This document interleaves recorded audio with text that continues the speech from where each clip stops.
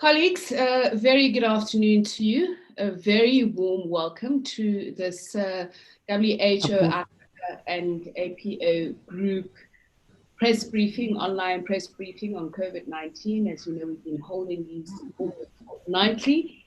So today's press conference will take a look at people living with non-communicable diseases, and we'll tell you about how people living with NCDs are more likely to suffer severe cases of COVID-19. We're talking about people with diabetes and hypertension, but of course you'll hear a lot more from the experts in just a moment. But just a quick reminder that please use the Q&A function of the Zoom app to pose your question. You'll have to identify yourself and the organization that you're representing. The broadcast is simulcast in both English and French, so please look at the globe icon at the bottom of your Zoom app and you can choose your preferred language. So Francois will translate that for us in French.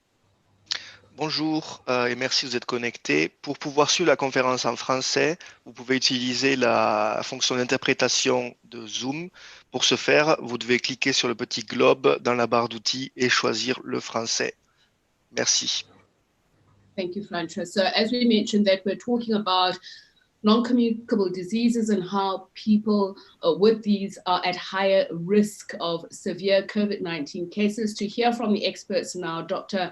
Matshidiso Moeti is the WHO Regional Director for Africa. She joins us from Johannesburg. In Lusaka is Dr. Agri Mwimba, who's the head clinical care at Levi Mwanawasa University Teaching Hospital. And in Nairobi, Kenya, we welcome Dr. Mary Amuyunzu, who is the Executive Director, African Institute for Health and Development. Dr. Mary Amuyunzu Nyamongo, welcome to you all. And just to mention that Dr. Moeti is also joined by Dr. Jean-Marie Dango, who is the coordinator NCD program, WHO Regional Office for Africa. There are other experts as well on hand to speak on some of these subjects, but let's first start with Dr. Moeti, who's going to just talk us through the challenges that countries face with regards to this. Dr. Moeti, the floor is yours. Yes, good morning, and thank you so much, Tshepiso. Good morning, good afternoon, and thank you all for joining us for this press conference. I'm very pleased to be joined by my colleague and friend, Dr. Mary Amuyunzu Nyamongo, the Executive Director of the African Institute for Health and Development in Kenya, and also by Dr. Agri Mwemba, the Head of Clinical Care at the Levi Mwanawasa University Teaching Hospital in Zambia. Thank you so much to the two of you for joining us today. This week is a global week for action on non-communicable diseases because the burden of cancers, diabetes, cardiovascular and respiratory diseases is rising in Africa and also globally. Yet NCDs, as we call them for short, remain the most underfunded public health issue. The COVID-19 pandemic has reaffirmed the importance of everyone having access to needed quality health care that they can afford. However, in African countries, although NCDs may be part of national essential packages of health services, often payments for medications and treatments are made out of pocket directly by families to providers. This means, particularly for low-income households, that NCD services can be out of reach. When someone has a chronic disease, it's often up to their family to ensure lifelong care. And partly because of late diagnosis, Africans tend to die younger of cancer and cardiovascular diseases than people in other parts of the world. Preventive interventions relying on public policy and legislation need a lot more investment and work. We know that the COVID-19 response is impacting other essential services, and NCD diagnosis and treatment is among the most frequently disrupted health services globally. In a rapid survey by WHO, 41 participating countries in the African region reported disruptions to NCD service delivery. This is a concern because disruptions in NCD treatment can result in death on their own, and because people living with NCDs like diabetes and hypertension are at greater risk of severe illness and death when infected with COVID-19. In Kenya, for instance, 50% of COVID-19 related deaths have occurred in people living with NCDs, and in the Democratic Republic of the Congo, it's as high as 85%. Protecting people from infection as part of COVID-19 prevention and ensuring NCD prevention and care as part of essential services can reduce the progression of cases to severe disease and death. As with COVID-19, the prevention of NCDs requires multi-sectoral action and informed, engaged, and enabled communities backed by strong public health policy, including legislation. More broadly, strengthening preparedness capacities in line with the international health regulations and health promotion in countries are both smart investments for countries to accelerate progress towards the health-related sustainable development goals. At WHO, we've developed guidance for countries on NCD prevention and management in the context of COVID-19 and are advising on strengthening NCD service availability, including through scaling up the use of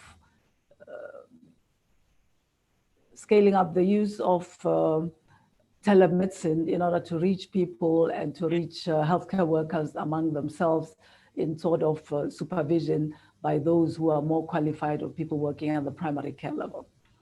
Going forward, continuity of essential services remains a key pillar of the COVID-19 response. We should also use an integrated approach on risk communication and community engagement to educate people on the dangers of discontinuing NCD treatment and on prevention measures for both COVID-19 and NCDs.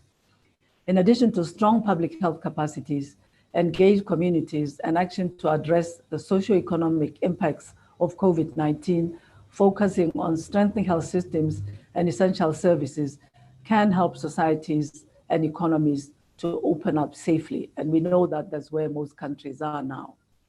In closing, I'd like to mention a very important development in our response to COVID-19, which is our launch today with the Africa CDC of a new network of laboratories in Africa that will work on genome sequencing of the SARS-CoV-2, the virus that causes COVID-19.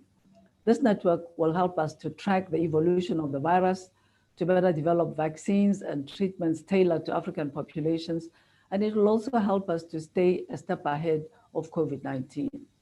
Also today, WHO is launching a high-level facilitation council, which will support the COVID-19 Tools Accelerator and help to achieve the rapid development and distribution of COVID-19 vaccines, treatments, and tests. This is taking place with the support of the leaders in Africa. Thank you very much, and I look forward to our conversation today. Thank you. Tshepiso, over to you. Thank you very much, Dr. Moeti. As you mentioned, a very serious issue which affects, you say, 41% of the countries that took part in your study reported disruptions of NCD treatment. And to talk a little bit more about the kinds of treatments there are and how they've been tackling that, not only in Lusaka, but what we as Africans ought to do. Dr. Aggrey Mwemba is in Lusaka. Dr. Mwemba, it's over to you. Thank you so much, Tshepiso. Good morning and good afternoon. So first of all, just give you an overview of our center.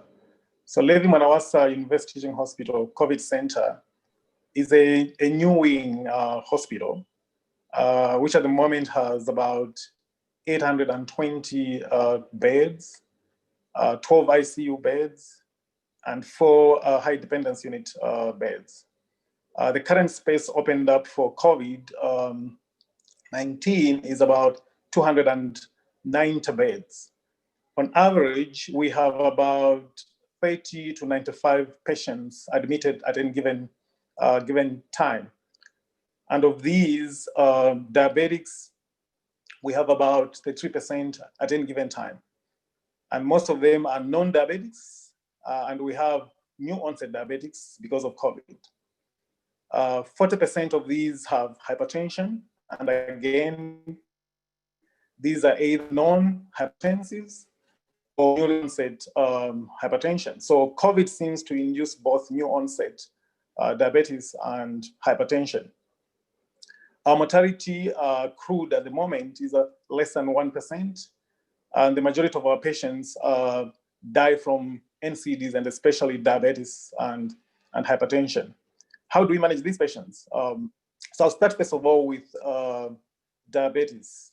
So most of them will either come with mild, moderate, or severe diabetes, and I believe this is true across Africa.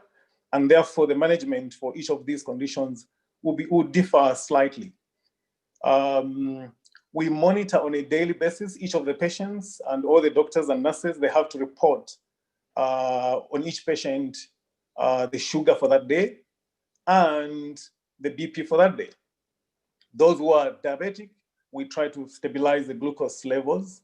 And because most of them are inpatients, so we sometimes stop what we call oral tablets that they are taking because insulin is better. And so we tend to use insulin to stabilize them.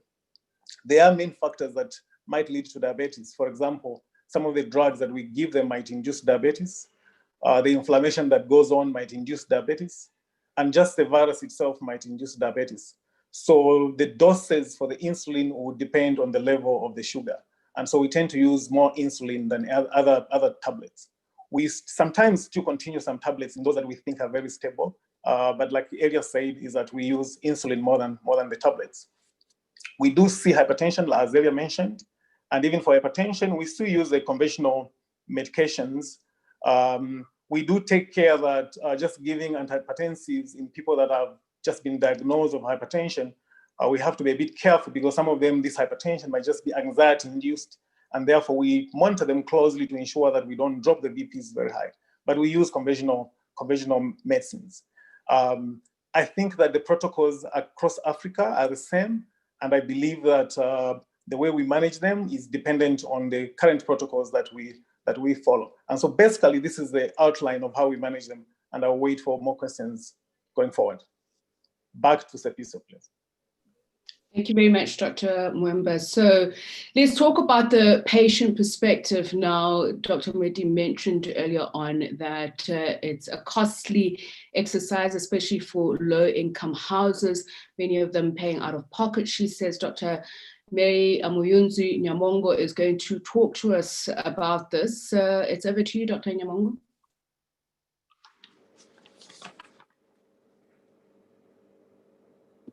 Thank you. Good morning, good afternoon. In terms of non-communicable diseases across Africa, by the time we started recording COVID cases, the message was already out there. If you have a comorbidity, if you have an underlying condition, you are susceptible to severe disease or poor health outcomes. And therefore, from the beginning, there was a lot of fear. So if you are living with diabetes, if you are living with hypertension, if you have sickle cell, you have asthma, you already were a scared patient. And the stories we hear across the region is that if then you are a patient with diabetes, you are confronting this new disease from a point of fear. Your caretakers are also worried. What do we do with this person? Your family members are very worried about exposing you to COVID-19. So among patients of NCD patients, there was a lot of apprehension. And I like Dr. Agri talked about anxiety. So you are already a patient, you are anxious about COVID, you go into hospital, you really are scared that the outcomes may be severe because that's the message we seem to have received from the beginning. Secondly, when we started managing, as government started managing COVID-19, we had restrictions, movement restrictions. People lost jobs. Some of our patients, especially those in informal settlements, type 1 diabetes patients who are on constant insulin supplies, couldn't access insulin. Also, Dr. Moeti talked about out-of-pocket payments. And so the job losses, the limitations in movement, the fact that we had curfews in a lot of our countries running from late evening to early mornings. Again, that restricted movement, job losses, it meant that some of the patients couldn't afford care. And thirdly, those limitations in movements and the closure of airspace also meant limited supplies. And we've had some cases where we've had stockouts in terms of medicines for some of the non-communicable diseases.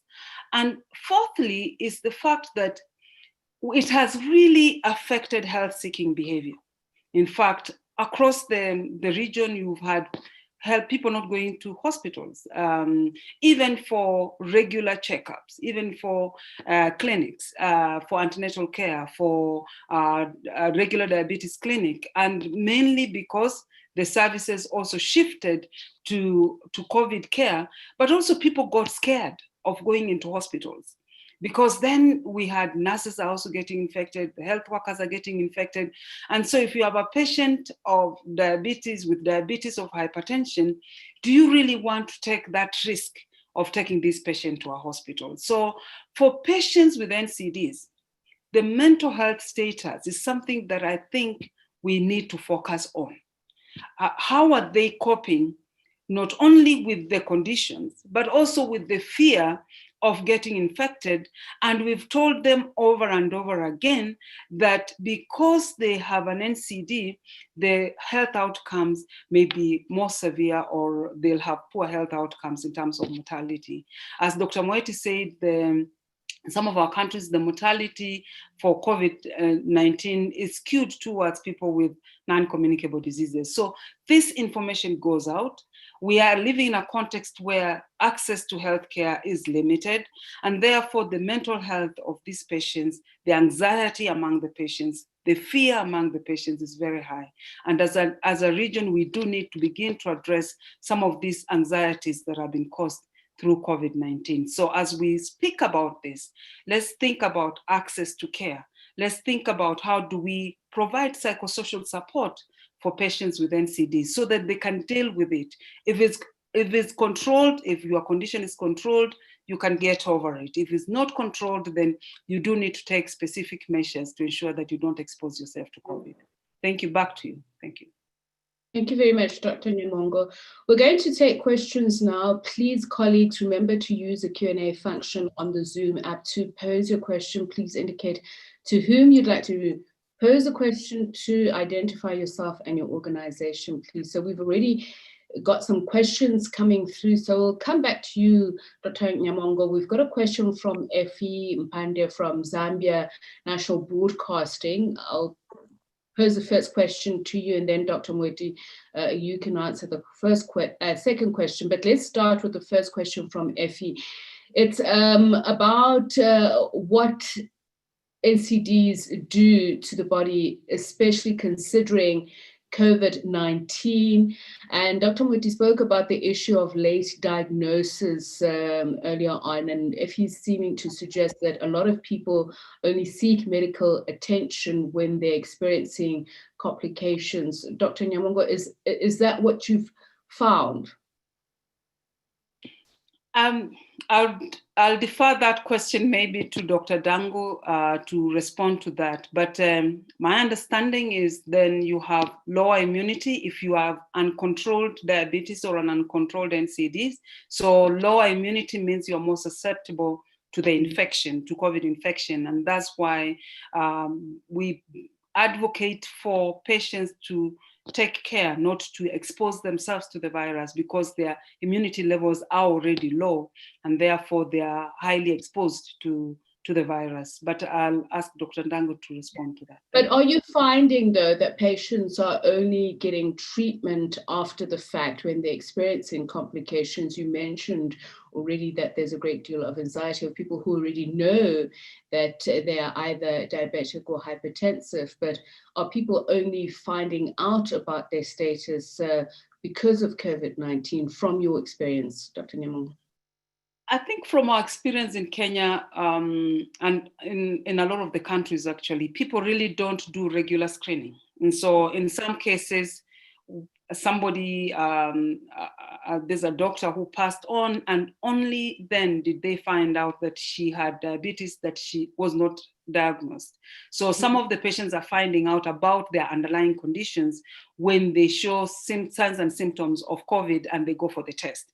And then during that is when they find out maybe they had diabetes, they didn't know, their blood pressures were elevated initially, but they had not gone for screening. Again, just in terms of health seeking, we tend not to go for screening unless there's a problem. And therefore, some of them are finding out currently that they have the condition. The other challenge has been the fact that with testing in a lot of our countries, the testing hasn't been rolled out to the mass. We are not doing mass testing, and therefore you only go for a test if you have a sign or a symptom of COVID, or it's recommended by your doctor. So some people are finding out about their COVID status only when they already have symptoms of COVID-19. Thank you. Over to you. All right, thank you. Dr. Moeti, the second part of Effie's question is around what African countries can do to ensure that they're not overwhelmed by NCDs. You spoke about preventative measures and policy earlier on. Perhaps you'd like to expand on this. Sorry, Tshepiso, I couldn't quite hear what you were saying. Could you? Okay, so the question, Dr. Moeti, is around what African countries can do to ensure that they're not overwhelmed by NCDs. I'm saying you spoke earlier on about preventative measures and policy. Would you like to expand on that? You know, I think the truth of the matter is that African countries are facing what we sometimes call a double burden. Some people even call it a triple burden, because we still have a quite significant burden of infectious diseases, communicable diseases like malaria, like HIV, like tuberculosis. But at the same time, we have an increasing burden of these non-communicable and chronic conditions. And so there is need from countries which have limited resources. We know that we have a large number of low-income, least developed countries in Africa, of having to deal with these two problems at once. And I think we need to acknowledge that at the moment, the kind of attention, the prioritization, and the financing of action on NCDs, both in terms of prevention and providing access to treatment, is lagging behind and requires much more effort in order for us to be able to stem, in fact, the evolution of the pandemic of non-communicable diseases, which is already the main cause of death at the global level. But in Africa, I think we could see it coming while we were trying to deal with communicable diseases. And our view is that some actions have been taken. So for example, many countries in Africa, most countries have a national strategic plan on NCDs in Africa. Many countries have signed on to the Framework Convention on Tobacco Control. And we know that tobacco is one of the biggest drivers of non-communicable diseases, both in terms of cancers, chronic lung diseases, and cardiovascular diseases. Some countries have done some work to increase the taxation of alcohol, which also has an important impact on health. And countries are trying to promote healthy lifestyles, exercise, etc., healthy diets, as well as provide basic care, encourage early screening for their populations on NCDs. I think that we're at a kind of tipping point as to how to accelerate and do better and go faster in dealing with NCDs on the African continent, particularly in the African region, sub-Saharan Africa. We don't have a global financing instrument for chronic diseases as we do for some of the communicable diseases. But we think in WHO that, the big emphasis that's been placed on universal health coverage, having a good health system that both is resilient to outbreaks like the COVID-19 pandemic and can provide basic care, is a big opportunity just to integrate the aspects that deal with NCDs in a system that is overall well-funded. So in fact, I can say that it's a big challenge for African countries at the moment. the COVID-19 is reminding us in a very significant way of the importance of dealing with non-communicable diseases. And my hope is that we will, as countries in Africa, take this opportunity then to make the link in terms of a strategic integration into well-funded services, maybe leveraging some of the monies that are available for infectious diseases, where investment is supposed to improve the system and speed up the progress in bringing under control, especially preventing chronic diseases. This is my view on that question. So Dr. Moeti, while you still have the floor, we have a question from Lucie Mouliard from Radio France International, and they want to know if you could please just talk a little bit more about the network of laboratories that were launched today. Laboratories that are? Sorry. The network of laboratories that were launched earlier, that you mentioned were launched today.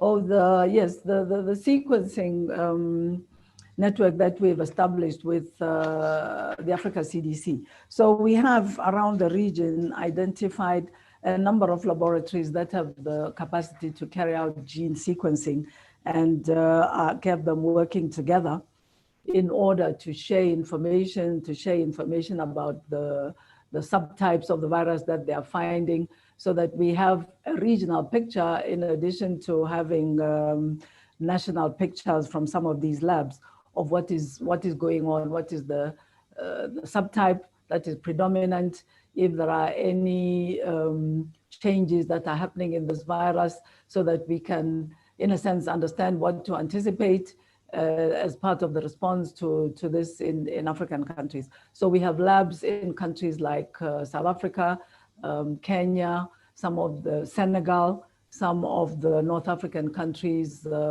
like Morocco, others, I believe Zambia, we have a lab, Ethiopia, we have labs involved in this. So the idea is just that we in Africa need to form our own picture of what is the subtype of the virus that is predominantly circulating here. We need to know about transmission of the virus between African countries from studying the subtype of the virus. And I think this is an extremely good initiative, and we hope to grow this capacity in the African countries so that we can understand in more depth what we are facing in the pandemic.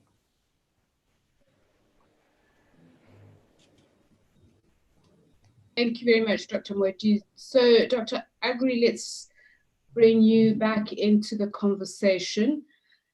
Catherine Chisompola is from Radio, I don't want to butcher it, I think it's Chengelo in Zambia.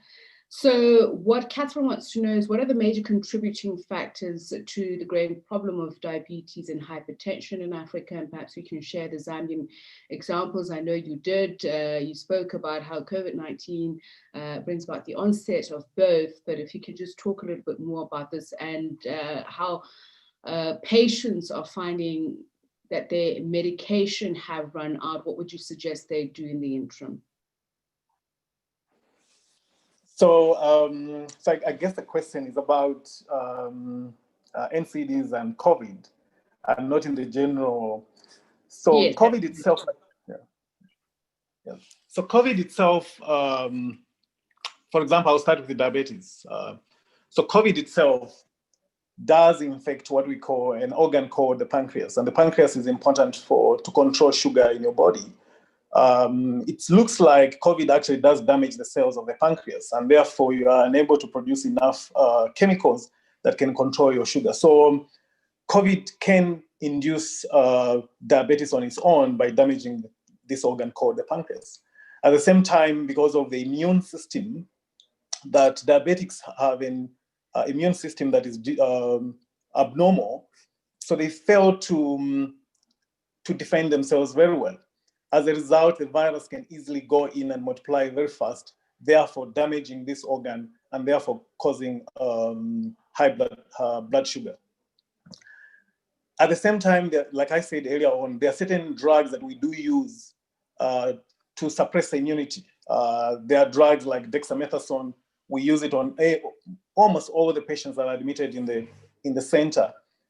These drugs on their own can induce hyperglycemia, or what we call high sugar levels. And so this is another reason why COVID patients will develop diabetes. But once you stop the drug, we expect that the sugar will also be controlled. The other reason is that the virus itself induces an immune response that is overwhelming to the patient. Now, because of this immune response, the body fails to control the sugar. And so the sugar tends to go up. Then I'll come to hypertension. The virus has a special protein that it uses to enter the body during transmission. And this special protein called the ACE2 is very important for blood pressure control. So in the presence of the virus, it seems that the body fails to control BP, and therefore your blood pressure will go very high because of the virus that has infected you. So COVID virus does actually induce both diabetes in an individual that is already diabetic, and it can induce diabetic in an individual that is prone to diabetes. So a non-diabetics, for example, for the first time can present into the hospital with diabetes. And a non-individuals that have no hypertension previously have tested okay and the BP was normal, for the first time because of COVID, they can present with hypertension because of these reasons that I've explained. What are the gaps in terms of our management? Is that obviously that countries in Africa have not budgeted for the NCDs due to COVID. And so all their budgets are essential drugs just to manage normal NCDs. And therefore, as we manage these patients, we are pulling a lot of resources from the little resources that we have. And therefore, this is straining African governments a lot. All right, thank you very much, Dr. Mwemba. I think it also answers Sandra Kunda's question, Sandra Kunda from Radio Mano, because she's basically asking if someone can develop COVID or NCD diseases from having COVID-19. So Sandra, I hope you understand. I think your question has been answered there. So let's go to the next question here from Anita Powell from Voice of America. Dr. Mwedi, this question is to you. And what Anita wants to know is, can one of the experts, you and of course any of the other experts, explain the significance of South Africa having paused its vaccine study in light of the medical event in Oxford? And could this delay the end of the pandemic in Africa? Okay, yes, thank you. Thank you for that question. We have been informed about the temporary pause of the clinical trials led by the AstraZeneca in collaboration with the University of Oxford after one of the volunteers, a healthy volunteer, developed severe illness following having been vaccinated with the virus. Of course, we know that one of the purposes of a clinical trial is to identify exactly this possibility that there may be adverse effects, as they are called, in the use of a tool. And it's one of the key purposes. One, we want to find out, is the vaccine effective? Does it convey immunity? And then secondly, is it safe to use? Does it cause adverse effects? And in this case, very correctly, when it was found that a volunteer who had been healthy developed developed an illness, this the study has been halted for the moment or paused, and that there's going to be work done to understand what is going on with this person, perhaps to see if other people who are subjects may also have had similar problems. It's very, very important. And I think what this should be regarded as something that you might expect in the course of a clinical trial. So it should not cause us to panic that this could be something that could, if you like, doom forever the discovery of a virus, or even finding out how this of a vaccine, finding out how this vaccine might be adjusted or adapted.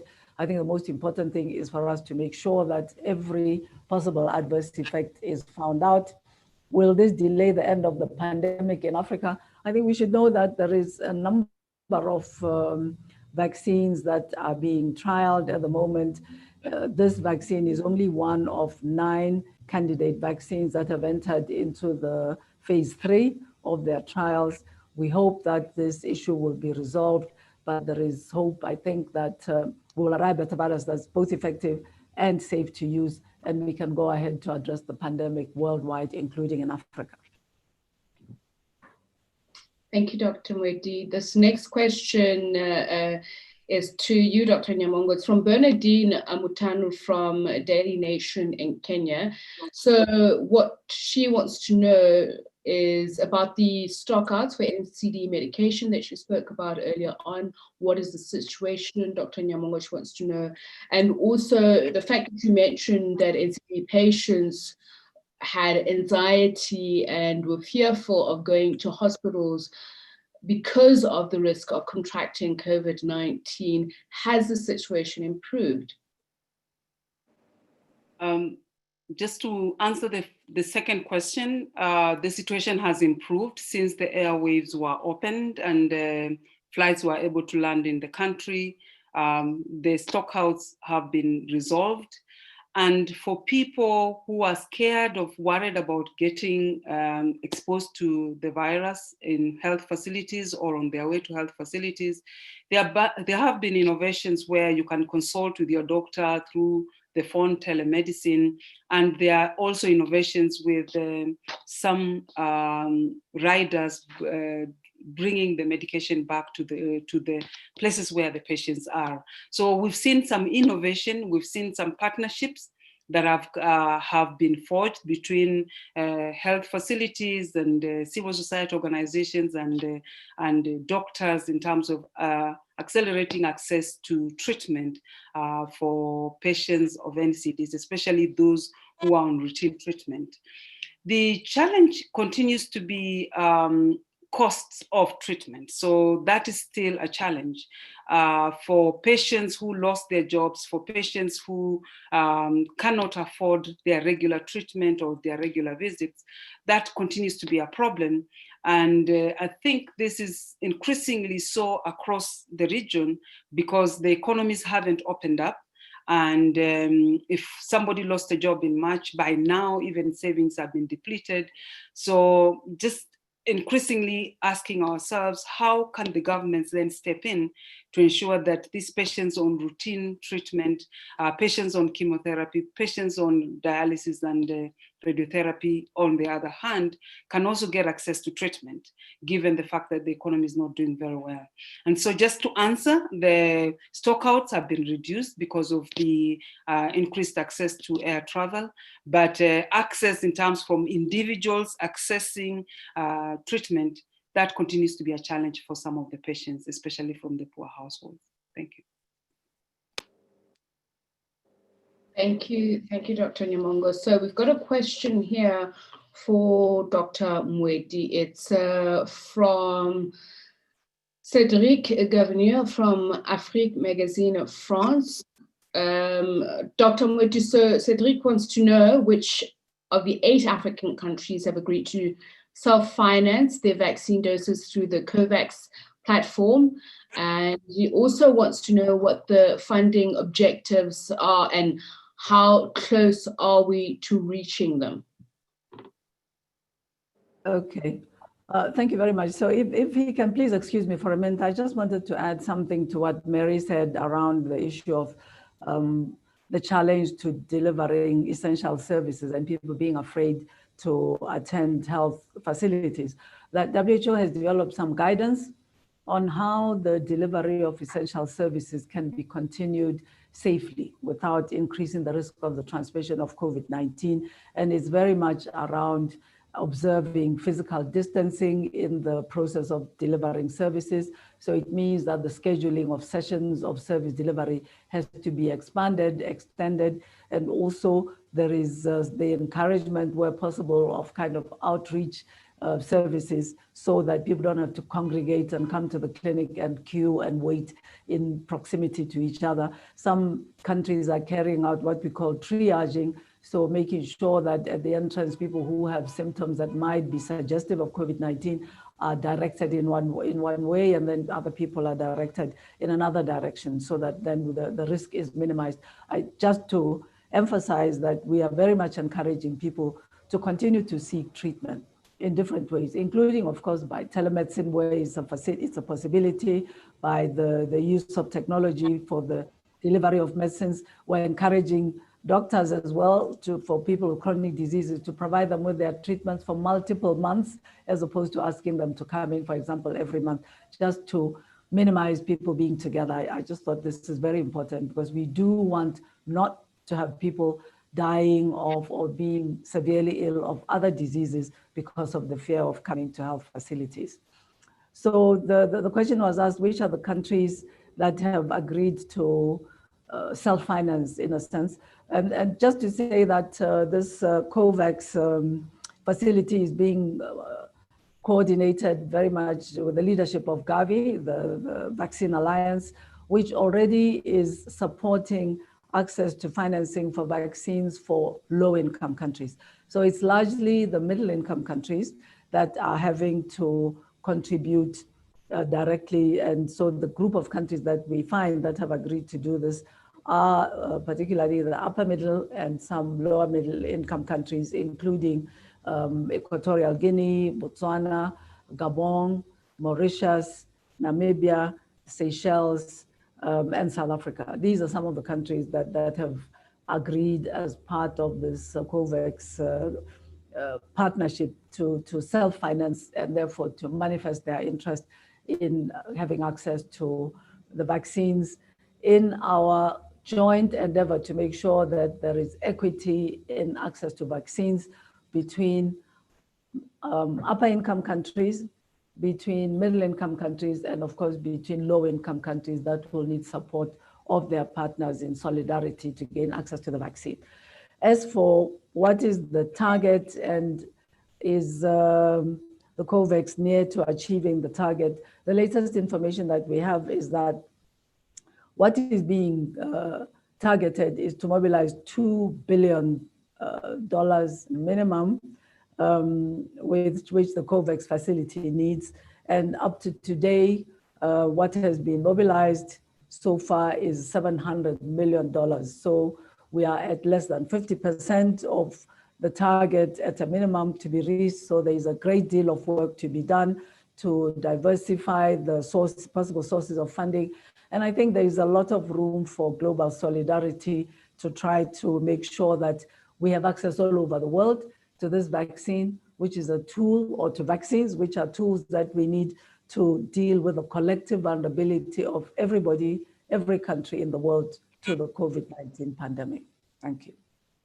Thank you very much, Dr. Moeti. So, as we mentioned, Dr. Jean-Marie Dongo is also part of the briefing, and this question is to you from Big Guy, Mark Kada of Cameroon.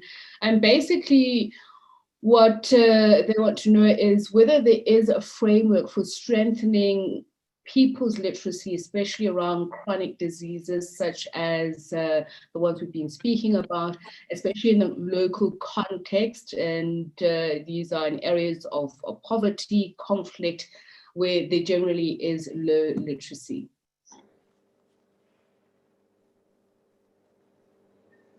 Thank you very much for the question. Good morning, colleagues. Good afternoon, depending on where you are. Yes, the issue of literacy with regard to NCDs in Africa is a very important one. And so if I go back to the 30th General Program of Work of WHO, there is a very big and strong pillar related to healthy populations, where we do have specific programs related to health literacy, health promotion, community sensitization, and community engagement. So these are very important domains with regard to NCDs prevention, where we are involved into. In the same manner, countries are also having the same pillar in the Ministry of Health. And so they are really involved in improving the health literacy of the population with regard to NCD's prevention and control. And the prevention, it's not only dealing with risk factors, but it also encompasses social determinants of health, economic determinants of health. So these are what I can say with regard to improving the health literacy of the population in the area of NCD's prevention and management. Thank you very much, Dr. Dango. If I could please ask you to also, for the benefit of our French colleagues, to also help with sound bites, etc. If you could just say that again in French, if you don't mind.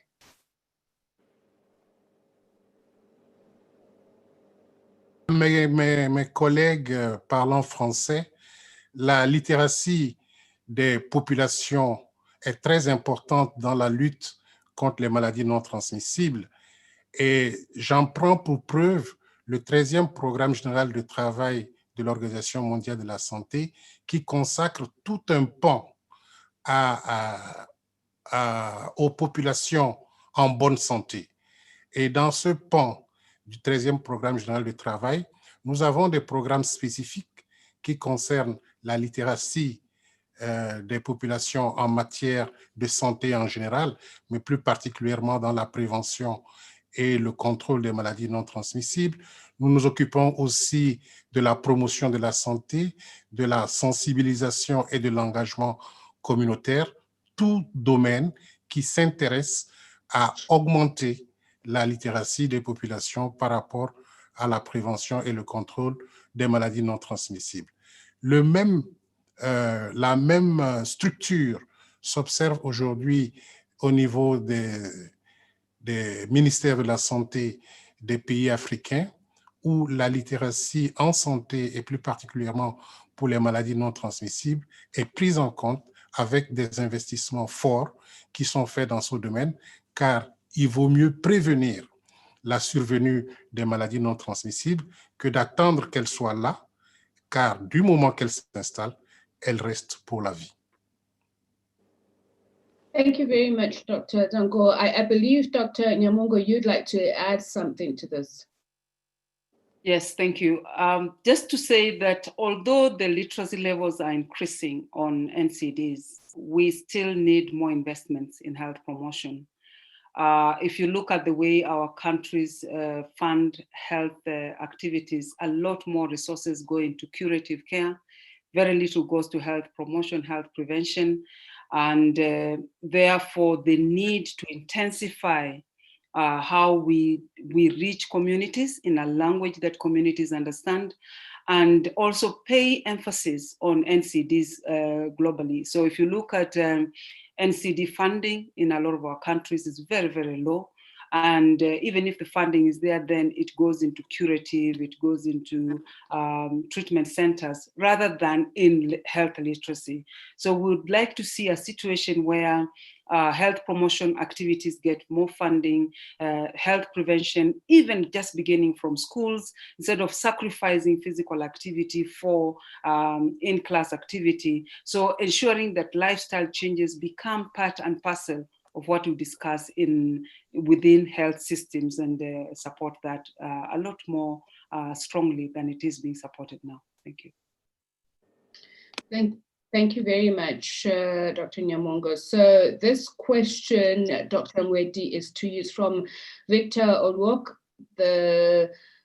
Victor writes from the Daily Nation in Kenya. And I think the thrust of the question really is what the fallout will be from COVID-19. Do you foresee sectors that would have benefited from more investment as a result of COVID-19? And do you see sectors that would have been disproportionately weakened as well as a result of COVID-19?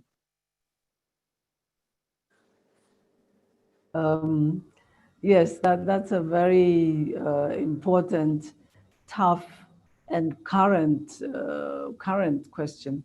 I mean, we have seen, of course, that the impact of the pandemic, and even more so the immediate and significant impact of the physical and social distancing measures that were imposed, that had to be imposed by governments in countries, the so-called lockdowns, has had very profound impacts on many sectors. I would say that, of course, the health sector has been hugely impacted. We've already said a lot of what was happening in health in terms of prevention and management of illness initially was, in a sense, put on a back burner, while a lot of resources, attention was paid to the COVID-19 pandemic response. A lot of work is being done now to catch up and to emphasize that we need to do both. But the health sector has been impacted hugely. I would say that sectors that require people to be together and people to travel are some of the ones that have been most dramatically impacted. So the international travel, the tourism sector, the sectors that are dealing with the arts, where people gather to look at what is, to be part of audiences or various activities. Sectors like sport have been very significantly impacted. It's only now in some countries that the resumption of these is happening. Education has been very much impacted because, again, in education, you get children gathering in schools, and I'm sure you're following all the debate in different countries about restarting education activities, whether to have virtual sessions, whether to resume in-person sessions, both at different levels of education in countries. We've seen, of course, different economic sectors that have been affected. So if you like, the entertainment, hospitality, hotels, restaurants, the personal care sectors, the retail sectors as well have been impacted. I believe that agriculture, in some senses, although not altogether, in some countries has escaped in terms of severity, the impact of COVID-19. Although, as Mary mentioned, the lockdowns in terms of transportation, of materials, of supplies has meant that some of the inputs for agriculture have not been able to arrive in time for the planting and the seasonal, because agriculture is very much determined by seasons. Things have to happen at specific times. And this also has had an impact in some of the sectors. I guess we could say that the one sector that has been positively affected has to do with technology for communication and being in contact remotely. This is one sector which has, in a sense, come into its own, where we have all had to rely, as we are doing right now, as has been done for trainings to respond to the pandemic, for education of children, for sporting activities, people to watch remotely. That's one sector that has had to step in and be used for all sorts of things, including for retail. So instead of people going shopping physically, they could place orders and have deliveries. This again has been using technologies. So it's had a very profound impact on development, on many development sectors. What we hope is that we can leverage the lessons that have been learned about more efficient ways of using technology for development, including for health, education, different sectors.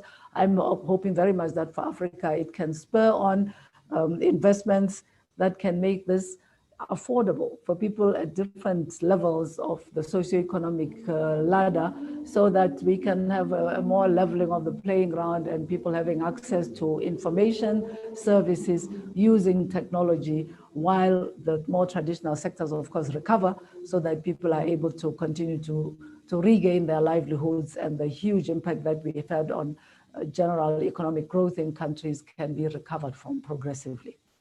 Thank you, Dr. Mwetu. Dr. Mwamba, perhaps you would like to contribute something towards this. I know earlier on you did mention that you are using more insulin in treating patients who are diabetic, as opposed to the oral medication that you normally would use. So are you seeing sectors that are benefiting more and those that are falling behind as a result of COVID-19? Yes. So just like I said, is that obviously insulin tends to control the sugars better than the other medications that we use for diabetes. There are different patients. Patients that already know how to use insulin tend to do better because then they can give themselves the injections than a patient who's new. And depending on how much other drugs that we give that can worsen that sugar, it means that the patient might last longer in the hospital than someone who has fewer drugs that you're giving. For example, an individual that is being given some steroids, drugs that we use to just control the immunity, is that they might stay longer in the hospital because the other drug that you're giving also worsens the sugar control. And so, yes, it depends on an individual, and some individuals tend to stay longer. Obviously, the diabetics, as compared to the hypertensives, we tend to keep them for a longer period of time because we need to teach them a number of things that they need to learn about injecting themselves. Even when they go home, some of them recover, but some of them up to now, for example, the people who have discharged maybe 3 months ago, we're still struggling to just maintain their sugars. And partly, like earlier alluded to, this could be because some of them cannot access insulin from their pockets. All right, thank you very much, Dr. Mwemba. Dr. Mweti, if I could ask you to please answer this question. It's from the BBC. So the question is from Rhoda Odhiambo. So she's saying that Kenya has amended its burial protocols, but that the health ministry hasn't, updated these guidelines to say whether or not a corpse is still infectious, because according to corpses cannot transmit COVID-19. Is this a sentiment shared by the WHO? What is your comment? Okay, I think that, of course, the COVID-19 is a new illness. It's primarily a respiratory illness, although, of course, it does have systemic effects all over the body. That's been clear, and that it's primarily transmitted through droplets from the respiratory tract, which is why when we test for the virus, we are testing generally either in the mouth or the nostrils. So I think that, if I may respond and say it's not a virus that we think can be transmitted from contact with other body fluids, for example. We have seen procedures to manage dead bodies that are somewhat reminiscent of what is done in the context of Ebola. I think what I can say is that we're continuing to seek to understand this virus and how it is transmitted potentially from a dead body, but some of the burial protocols could be less demanding than for a disease like Ebola. WHO is constantly reviewing our guidance on this so that we can strike a balance, let me say, in terms of caution, but also enable the management of the process in ways that is not beyond what are the demands of what is largely a respiratory infection. So I'm not sure to what degree, what exactly the Kenyan government has done in relaxing some of the requirements for the management of dead bodies, and we can look into this and continue to provide further information for people. What I have observed is that there is a tendency to very much be linked to what was initially quite draconian prevention measures. We're understanding these may not be essential, but we need to really hit the balance and update our guidance so that people do what's necessary and what's essential to manage the burial of the dead safely. Right. Thank you very much, Dr. Mweti. If you'll allow me to please pass on this next question to Dr. Nsenga-Ngoyi. It's from RFI Lucille Moulard, and Lucille wants to know what the effects of combating COVID-19 are as in how's the flooding impacting on these efforts, mentioning places like Niger, Sudan, Burkina Faso, and other countries. Is the flooding negatively impacting efforts by these countries to fight COVID-19? Dr. Ngoy?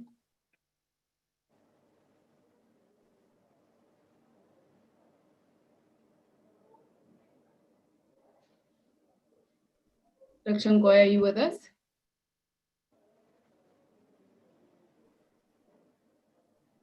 Okay, we don't seem to have Dr. Ngoy with us at the moment. If I could ask you, Dr. Ngoy, to perhaps just weigh in on this. What reports are you receiving from countries about flooding and how it's impacting on their efforts? Oui, oui, oui. OK. Donc, merci beaucoup. Comme ça a été demandé par RFI, je vais répondre en français. Merci pour cette question très importante. Sans doute, il y aura des perturbations des activités de la prévention de COVID-19 à cause des inondations dans ces pays affectés et aussi les impacts sur l'accès aux services essentiels pour la santé, les services comme la vaccination pour les enfants, le traitement pour les personnes qui ont quelques maladies prioritaires comme le paludisme, le VIH, etc. Ça veut dire que les personnes qui doivent, par exemple, venir se présenter aux formations sanitaires, s'ils ont des signes de la maladie, peuvent pas y arriver. Et ça veut dire aussi que les activités de suivi de contact, l'isolement des personnes qui doivent être isolées va être perturbé par les inondations. Donc, c'est un problème qui s'ajoute au problème déjà dans quelques pays où il y a beaucoup de défis dans la capacité du système de la santé de faire face à cette pandémie. Et nous sommes en train, à travers nos bureaux pays et d'autres partenaires, de travailler avec le gouvernement pour les aider à ajuster ce qu'ils font à cause de ces inondations. Donc, c'est une difficulté, en fait, pour la réponse à la pandémie. Thank you very much, Dr. Muti. Let's just get to final responses from all of you. I'll start with you, Dr. Nyamongo. Dr. Muti spoke earlier on about multi-sectoral partnerships. What do you think we ought to be doing, especially in dealing with NCDs as we try and whittle down the numbers of COVID-19 infections? Thank you. Just to go back to the most affected sectors, but also the most affected populations, just to talk about the very poor, the ones in informal settlement, the ones who've lost jobs, the ones who don't have prospects for the near future, the need to get into partnership with other private sector, other development partners, to ensure that we provide a safety net for these populations, especially if they have a child with sickle cell, if they have a child, somebody suffering from cancer. These families are suffering. So as a global community, they need to really look at the fate of the poor, the marginalized, and on top of their issues, their normal issues in terms of poverty, they have to deal with NCDs, and on top of that, they have to deal with COVID-19. So we need to put a lens on the poor in the informal settlements who have NCDs and other comorbidities. Thank you. Thank you very much, Dr. Nyamongo. Dr. Mwemba, your final word on treatments, what improvements can be made as we go forward? I think I would love to mention that so COVID-19 can cause a number of NCDs, including diabetes, hypertension, chronic lung disease, kidney disease, and these can be managed well. I think that from our center, we've realized that if patients get to us early enough, it seems that we are able to control these NCDs and their discharge as well as possible. Like I mentioned earlier on, our mortality is like less than 1% because I think that the referral system has worked very well to refer these patients early enough, and we are able to manage them very well. Obviously, going forward is that we need, as governments in Africa, to ensure that we budget enough for NCDs. As we can see now, we are struggling just because probably we have not done enough to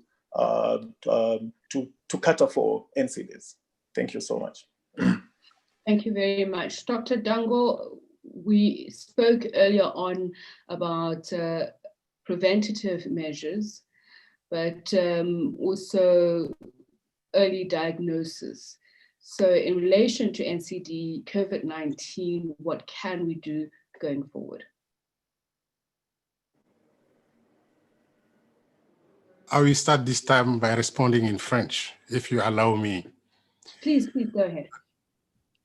Je pense que la lutte contre les maladies non transmissibles n'est pas seulement la gestion des maladies, mais c'est aussi et surtout la prévention.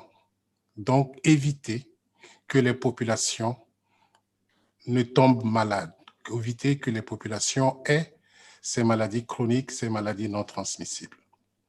Donc, il est important, en cette période de pandémie, de ne pas seulement focaliser sur les personnes souffrant de maladies et de conditions non transmissibles qui arrivent dans les structures de soins parce qu'elles ont des signes de la COVID, mais aussi de faire un travail en amont et donc de lutter contre les facteurs de risque, en particulier les facteurs de risque modifiables, que sont le tabagisme, que sont la consommation excessive d'alcool, que sont l'alimentation malsaine et bien entendu l'inactivité physique. Et donc, il est important d'inclure dans la réponse à la COVID-19 la reprise et le renforcement des services essentiels de maladies non transmissibles dans les structures sanitaires et dans la communauté.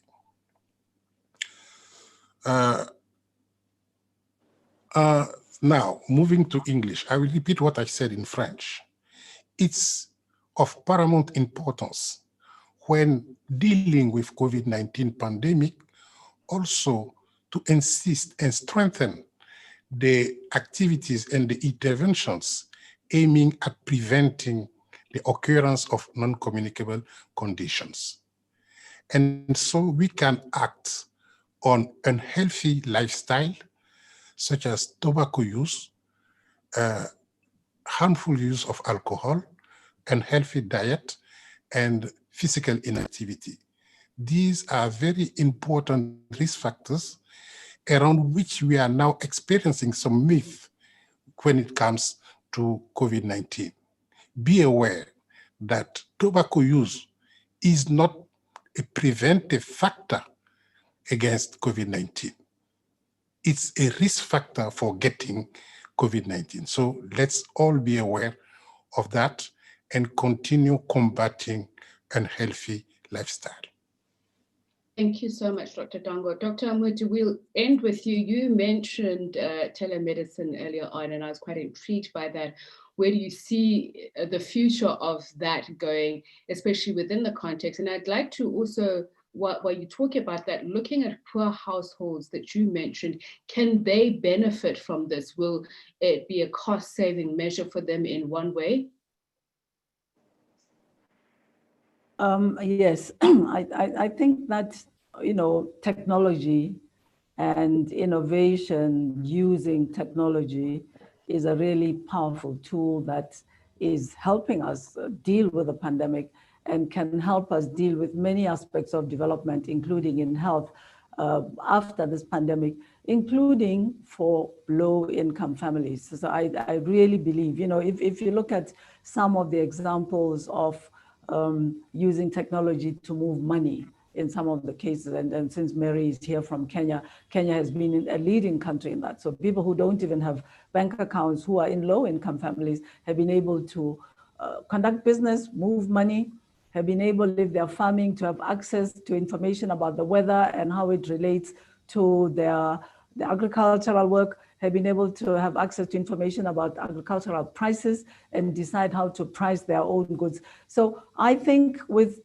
innovation, there can be aspects of this technology that are affordable to people even at the lower socioeconomic scale. And I think that this pandemic experience is showing us that this is a public good. This is something that can work for the whole of society, for even the most vulnerable households, the most underprivileged people. And it is incumbent on governments to make the policy and the private sector and the innovators to work together to make access to technology, well, telemedicine as an example, but technology for development to people everywhere. Because this is, if I take Africa as an example, this is a tool that can really fast track and help us to jump through some of the gaps that we have in development, including for health, including for controlling pandemics, including for educating children, including for expanding access to business and expanding livelihoods in Africa, and including for recovering from this very pandemic. So I hope that we go away with the lesson of massively investing in affordable technology for people at all phases of life in different economic statuses, so that it can be a powerful tool for development. I'll stop there. Thank you. Thank you very much, Dr. Moeti. Thank you very much to all of you for a very enriching discussion. Dr. Matshidiso Moeti, the WHO Regional Director for Africa. Thank you very much, Dr. Abri Mwemba, who's the head clinical care at Levi Mwanawasa University Teaching Hospital. Thank you very much as well to Dr. Mary Amuyunzu Nyamongo, Executive Director, African Institute for Health Development in Nairobi, Kenya. And thanks as well to Dr. Jean-Marie Dango, who's the coordinator NCD program at the WHO Regional Office for Africa. That's how we bring to an end this session of the WHO APA Group online briefing on COVID-19. Thank you so much for joining us, colleagues, and wish you all a very good day further.